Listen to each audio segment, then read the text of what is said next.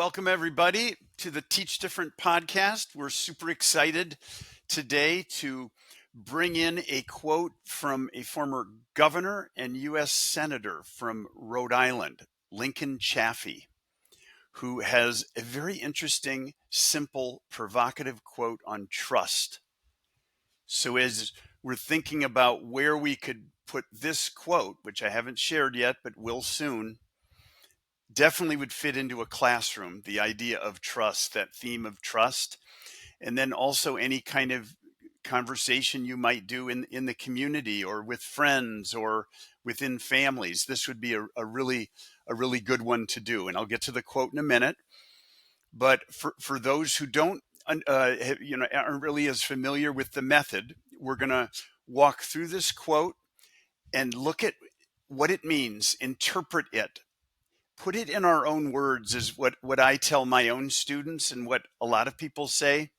That way you internalize its meaning for yourself. And then we want to push against it. What's a counterclaim to it? What's another way to look at the world so that we don't get this kind of groupthink, kind of brain fixation on one meaning of something? We can see a different meaning. And in that way, we reveal a different perspective and we can be more open-minded about it. And then we'll ask questions throughout and we'll see what comes of this. Lincoln Chafee, here we go. I'm going to say it twice and then Steve is going to weigh in. We don't have a guest today. It's just going to be Steve and me, rapid fire. This will be one of our podcast shorts that we'll do. Here we go. Trust is built with consistency. Trust is built with consistency. Simple and profound. What do you think, Steve?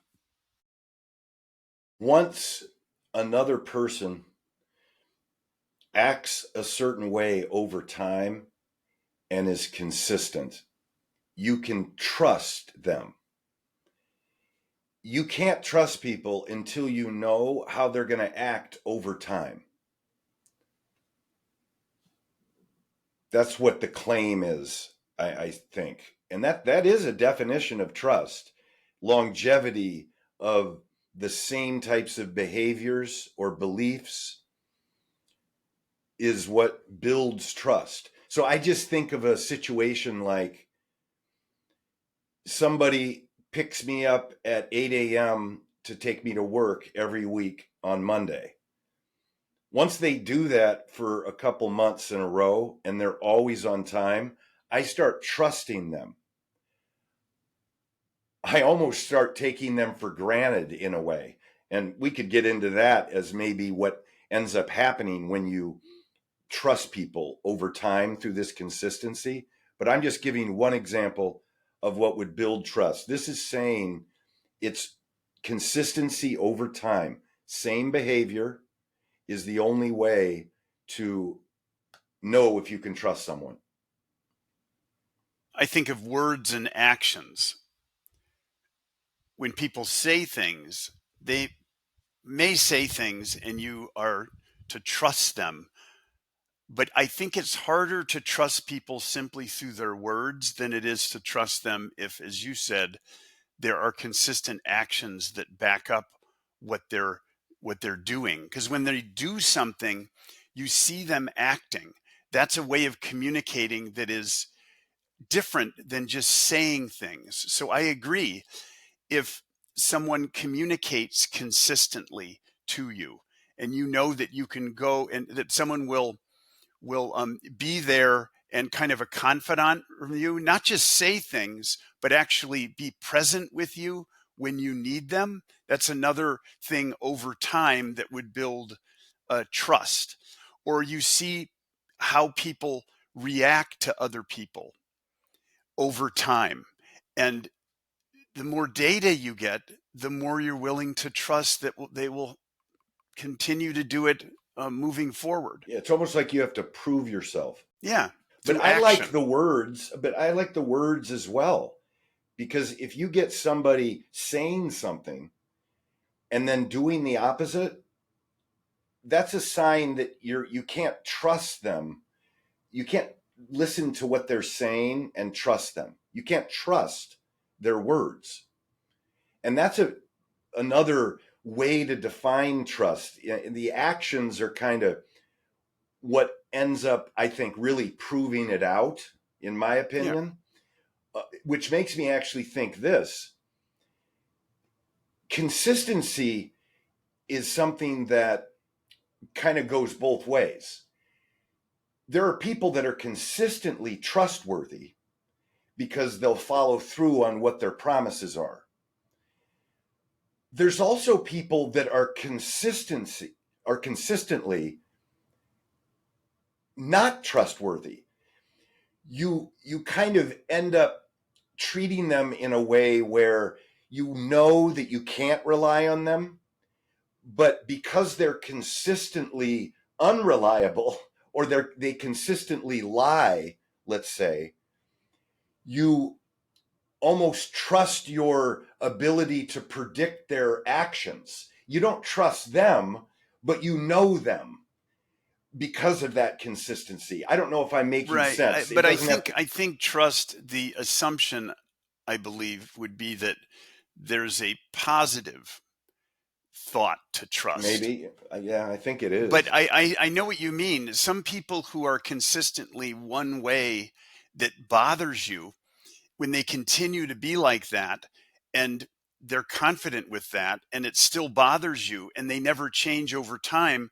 There is a certain peace and contentment you get from that, because they never change their behavior, as opposed to some people who are really, really nice in certain contexts and then will be very mean, passive aggressive, or whatever.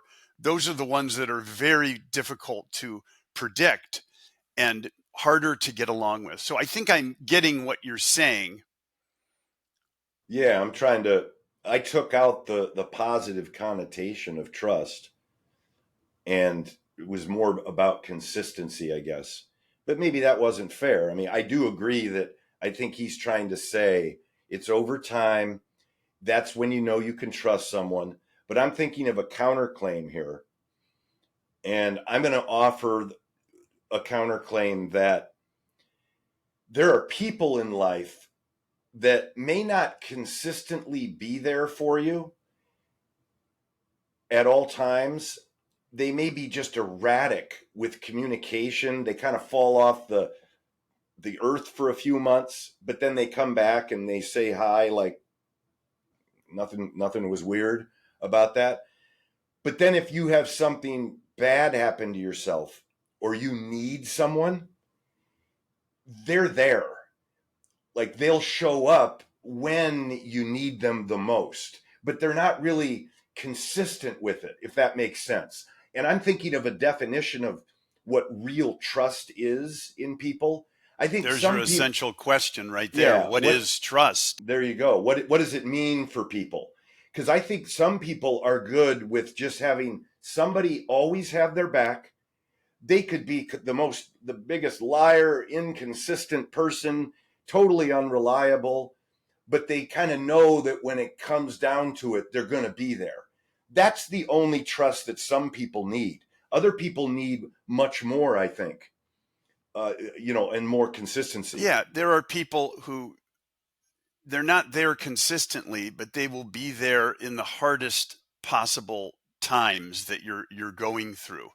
And that trust is also built even when it's inconsistent, in the sense that during those really, really hard times, you do have someone you can count on, but you wouldn't count on them all of the time. So I'm just going exactly what you're saying. I agree. It's not always built with consistency. Right. Yeah. I'm thinking of politicians too, how we trust politicians for different reasons, and sometimes that's an explanation as to why we see them so much differently, and we might support one over another. Some people want their leaders to be, transparent and always saying the right things, telling the truth, being upfront, and being very consistent in that way. And then others might go for a politician or a leader that they just kind of believe their character and the consistency of their language, and whether they're always transparent and telling the truth or being a really good person. They don't think of that as much as a way to judge whether they're trustworthy. They're latching on to something else about Yeah, them. we're thinking very similar about this, because there are certain people, putting the politicians aside, there are certain people you meet where you develop an instant source of trust for them, even though you have not spent a lot of time with them. Yeah. There's something about their personality, the openness, the vulnerability, the whatever. There's an instant trust. And this is actually something, as a teacher, that I don't really think of doing this until I'm thinking about it right now. But at the beginning of a school year, what you have to do is establish a sense of trust that's actually not built on consistency, because you haven't been around them much. You have to be open, transparent, and honest, and hope that you actually build trust quickly without a lot of time. And that's a challenge. But I think some people are better at doing that than others. That is very true. Some people are almost immediately trustworthy. And I've got a quick example. I just went to a documentary screening in Springfield here, put on by the Mama Joe Project, which is just a wonderful, family organization, basically, that had this wonderful grandmother who was so supportive of the community and did all these great things in her life. And she ended up getting dementia. And the documentary was the story about how the family kind of rallied together and helped her through that. And one of her daughters, the primary caregiver in the documentary, just hearing her talk about her mom and what she was doing as a caregiver and how she was advocating for her in the hospital. And then she was actually at the screening in person as well on the panel. This person, I can't even remember her name, but she was the most trustworthy person. And I don't know her. I just saw her in a documentary, and then I heard her in person for maybe 30 minutes. And she's just an angel. It's just natural. The trust you have for certain people. It's the way they talk. It was partly knowing her actions and what she was doing for someone, how So that maybe also does it. the counterclaim then would be trust is built through intuition. Yeah, like instincts. Sometimes trust is not just Yeah, consistency of action. yeah. Sometimes trust is built through immediate recognition and intuition. And And hey, look, yeah, sometimes it doesn't work out as well. Sometimes your judgments are wrong. Other times your judgments are right. But you could argue that trust is built on more than just consistency. yeah. So maybe the counterclaim here is more, there's something additional to consistency that builds trust. Not that trust isn't built on consistency, but it's what we say, it's sufficient but not necessary for trust. Or maybe Consistency. necessary and not sufficient. It needs to be there. Oh, but you're No, suggesting it I'm saying doesn't. Okay. sufficient Okay. but not necessary. Okay. Okay. Yeah, Well, maybe that's a way. questions. I mean, I think, what is the best way to build trust? Yeah. That thing about your love language. I don't know who came up Yeah. with that, but just how different people are moved by different types of actions that show love. I feel like it's the same thing with trust. What's your trust language? What do you look at in someone that makes you just really trust them? And I got to say this really quick about the instinct idea. I think people they act out of instincts. And what's dangerous about that, although I think it can be a good way to discern situations and and really find people in your life that can help you, can be a beacon for you because you really chose the right person to trust. There's a risk in that because there are people out there that actually know a little bit about human psychology, and they can do things and say things in a way that make you think that it's just your instincts that are believing in them or something, but really they're kind of manufacturing it, and I don't want to say mind control, but they're kind of pushing the right buttons to get you to believe something. And I'm thinking of like fraudsters and con man, and Sure. you just got to be careful. It can be manipulative. Yeah. You can be manipulated, so you have to be Yeah. careful. But to push back against that, you can't live your life not trusting other people. I don't think. But that's another conversation we could have. So you are going to get burned, but if you live open and try to trust others, I believe you're going to end up living a happier life if you lean on the side of trust, even if it's through intuition or Get otherwise. some boundaries, though. Yeah, of course. Yeah. Of course. Okay, well, Lincoln Chafee, or Chafee, excuse me, got to pronounce that right. Trust is built with consistency.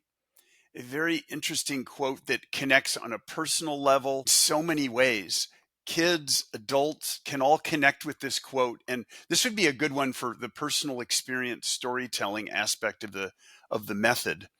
If students and adults are willing to share some of their personal experiences and when trust is worked out and when it hasn't worked out, this would be a good way to bring a group together to talk about something really important. Well, thanks everybody, and hope you enjoyed this episode and come back for more. Take care.